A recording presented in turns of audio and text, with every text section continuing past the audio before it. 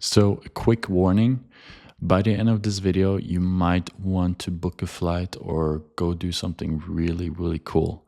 So, if you don't want to do something really cool or something that fuels your soul, then you might want to click off this video. That being said, in this video, I want to talk about something that's been pretty much a big change in my life, and that is understanding and utilizing what I call mini retirements. So, this idea comes from the 4 Hour Work Week, one of my favorite books. And essentially, a mini retirement is basically retiring before you're actually retiring. So when people hear the word retirement, it's usually associated with, an old person. You're done working, you're probably in your 60s or something like that. But the problem there is when you're 60 or more, you're not really able to experience life the same way you can as when you're in your 20s, basically. So the point of mini retirements is to accept the fact that even though if you're an ambitious person, you have goals, big goals, and you're constantly going back and forth in your head between waiting until you've reached a certain amount of money, financial stability, or a few goals that you have before you do anything in terms of like traveling, getting out there, exploring new stuff. Basically stuff that fulfills you, but it's not related to making more money or career goals. Now, in this video, I'm going to explain to you why mini retirements has been extremely valuable for me, and not only in the sense of like fulfilling in terms of like life joy, but in actually helping me achieve my goals and giving me more energy, creativity, growth, and money eventually as well. So why should you take a mini retirement? So let me take you back to the early days when I started my performance marketing agency. So I was basically spending a lot of time in my apartment, in my room with my desk, my computer. I had a shitty old laggy MacBook and no windows, just working at my business. And I was doing that for a very long time because I was in a rock and a hard place, basically, between not making enough to be able to do much. I was just, paying my rent, paying for food. But other than that, I didn't feel financially stable enough to go and do cool shit. In addition to that, I had clients that were constantly needing to be followed up. My business was set up in a way where I basically felt like I had multiple jobs at the same time, so multiple different businesses. Now, it took a certain amount of time until I realized that this just wasn't sustainable.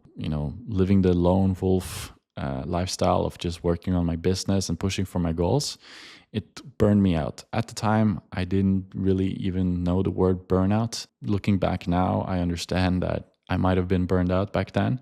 But essentially, I was just lost of like, I didn't have any life joy. I wasn't motivated, didn't feel creative. I didn't think freely. I was just continuously working on my clients, basically. So the shift I had was when I just realized that I couldn't do this anymore. I needed a change in order to sustain my business and not just totally collapse. So I came across an Instagram account of this co-working lodge in the northern part of Norway. So I still didn't feel comfortable enough going out of Norway, out of the country that most of my clients were in. Shifting time zones and stuff like that wasn't even something I was considering. So I went to Lofoten. It's a beautiful part, northern Norway, beautiful mountains, beaches, and my passion is surfing. And this co-working space had, great marketing on YouTube showing like a lot of surfing and stuff in Lofoten. So I just knew I needed to change up my environment. I needed to do something different. So I booked a month there, hopped in my car, drove up for 3 days straight. I was just driving for 3 days, of course, sleeping in the night and like booking hotels along the way, staying at family, but then just driving all the way there. And I even remembered like taking up my camera as I'm like on the ferry, going up to Lofoten and just recording a quick video to myself. And essentially what I said in the video, I said it in Norwegian, but just to translate for you, I told myself how proud I am that I'm actually taking a step towards, building, but also living the life that I want to live. I'm building my business, I'm trying to build it, but I'm also understanding that I need to balance this with the passions that I have. And for me, that is surfing. traveling and exploring and doing cool shit, adventures, hiking, being out in nature, essentially. What I realized after doing this is that it left me with so much more life joy, so much more creativity, and a lot more energy to be even more productive when I started working again. So after that month in Lofoten, which was amazing, I did a lot of cool stuff, made new friends, hiked amazing mountains, and did a lot of surfing.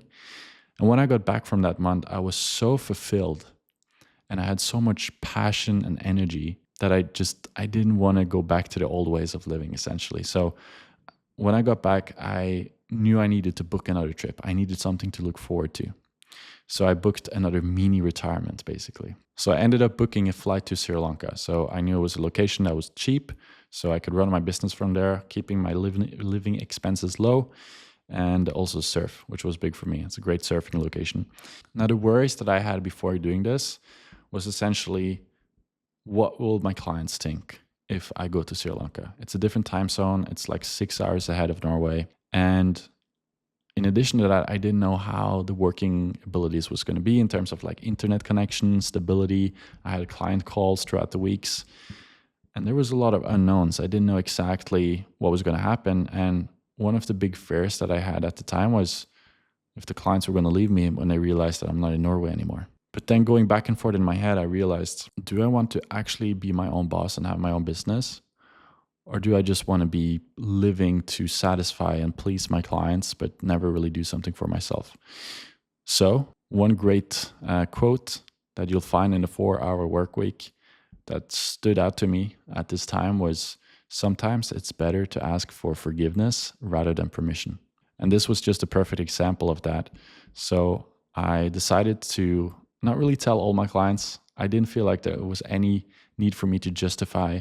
I was planning on doing the same work as always, so I didn't tell all of them that I was going. I did let some of them know that, hey, I won't be able to do this call. I'm traveling now. And then I set out and I went to Sri Lanka. And one really important thing that I've learned over the last few years, running my business, traveling the world and doing really cool shit, is that sentimental value is compounding with years. Just as financial and money compounds if you invest them in stocks and index funds and stuff like that, the value of an experience and a memory that you create will also compound. Just think about how you look back at your childhood and good moments there. You know, the moments that are further back in time, good moments, they hold more value, you appreciate them more, and the sentimental value of them do increase over time. So if you have a really cool memory with someone, a good friend or someone in your life, that memory and the value of that, which is really hard to put a number on, but we all know that it does increase over time.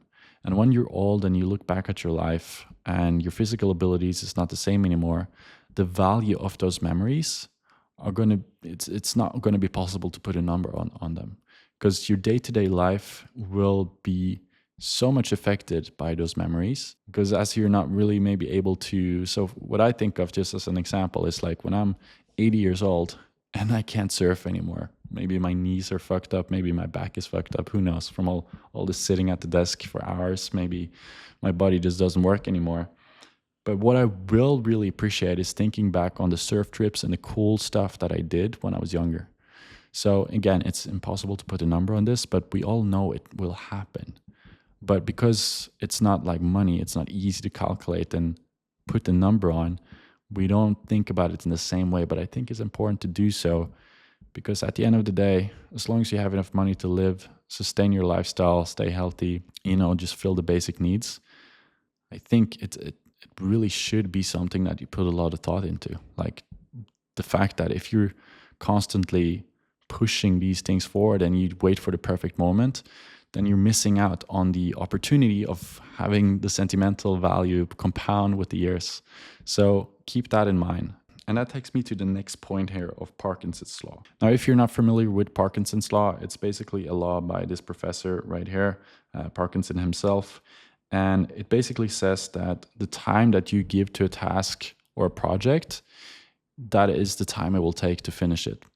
Now, if you're ambitious and you have goals and you don't put a deadline on when you will achieve those goals before you go and do something, like a cool trip or a mini retirement, then essentially Parkinson's law tells us that it will take forever before you can reach that point. And I think this is extremely important to keep in mind, because if you don't really have a deadline, or you put like a certain amount of time that you allow yourself to try something, and if you haven't reached it by that time, you go and you still do the cool trip.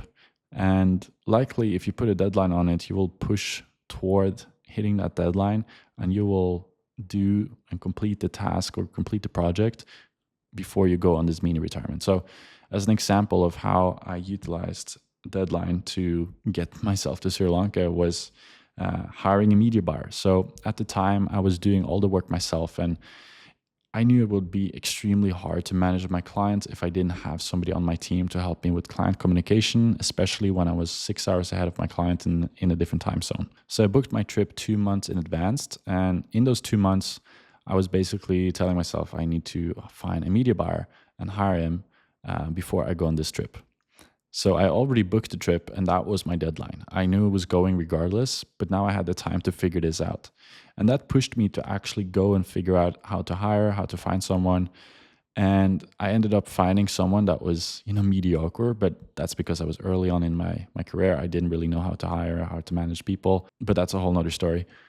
But I did complete the task, and I did go on the trip. And I think it's really important that you give yourself, a deadline for when you're going to go and do this.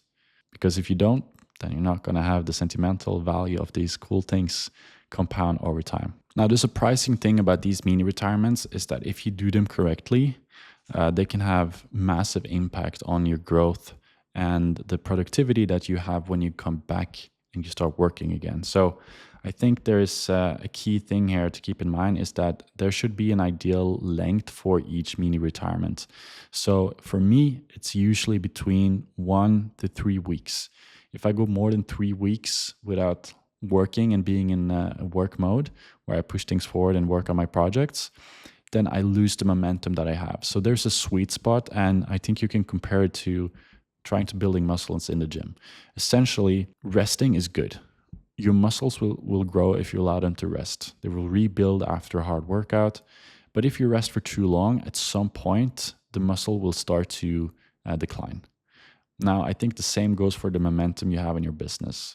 Because of how the human brain works, you are essentially a problem-solving machine. If you allow your mind to wander too far off the mission or your business, then over time, you would stop that problem-solving process. Now, that is good for a certain amount of time, so you let your mind rest and you can let your subconscious work on the problems instead of being everything in the frontal cortex, because that can get really tiring and it can take a lot longer to solve things if you're only, sitting down at your desk, forcing yourself to think about them. But if you let your mind wander, then it can be solved by your subconscious, essentially. That's why you have sometimes maybe wake up in the middle of the night or in the morning, and all of a sudden you have a great new idea that would solve the problem that you were sitting with the day or the days before. The subconscious is really powerful. And I think, especially if you're into creative work and if you're into a business where you build leverage, so you're not selling your time, then understanding how to get the subconscious to work for you and just making sure that your mind state is optimal for allowing the subconscious problem-solving mechanism to happen, I think that's extremely key. But if you go on this mini retirement and you stay there for too long, then your mind will kind of shift to other things totally. And you will totally forget everything going on in your business, or at least most of it. And then you lose the momentum, basically. So that's one thing to avoid. So you need to kind of figure out what's the ideal length for you. For me, sometimes it's just a few days, 3 days, 4 days, 5 days, but maximum 3 weeks. If I go more than 3 weeks, then it really feels like I'm losing some kind of momentum. Now, it's not to say that you can't work while you're on your mini retirement. For me, I sometimes do like some maintenance work, but the time that you allot to a mini retirement should be focused on doing the thing that you're there to do. So if it's hiking, if it's a surf trip, if it's a travel to a new country, then be there and be present. and just allow yourself to only do the bare minimum to keep your business running, right? And that is essential, of course. And I know as an entrepreneur, you can't, it's really hard to put it 100% away and go off the grid. It is possible. I've done it, but not more than like 3 or 4 days at the time. But yeah, again, make sure you make a deal with yourself that during this time, you will let your mind relax and you will focus on something else. And that is going to give you creativity, energy, and eventually it's going to help you grow. But this takes discipline in a different way. It takes discipline to do a mini retirement, especially if you're ambitious and if you have big goals. You need to allow your mind to take a step back and go out of the goal pursuit and do something that fuels your soul and something you're really passionate about. Yeah, that is what I have on mini retirements, my experience with them. I had some really cool ones last year, traveling in Indonesia, hiking volcanoes. I spent 3 days hiking the second highest volcano in Indonesia. That was one of the coolest hikes I've ever done. Did a 5-day surf trip to Sumbawa. Me and my friend took our scooters, strapped our boards to the side, and drove for 8 hours onto another island in Indonesia, taking the ferry over there and finding some really remote surf spots, scoring waves all by ourselves. It was a dream trip, and already it's not even 1 year since we did that trip, and the memories that I have and still the sentimental value of that trip is already so much higher than what it feels like as you are experiencing them. So yeah, mini retirements, if you're a business person or an ambitious person, make sure you implement them, put them on your calendar throughout the year. Do at least 3 to 4 mini retirements throughout the year. They don't need to be more than a few days at the time, but make sure you implement them.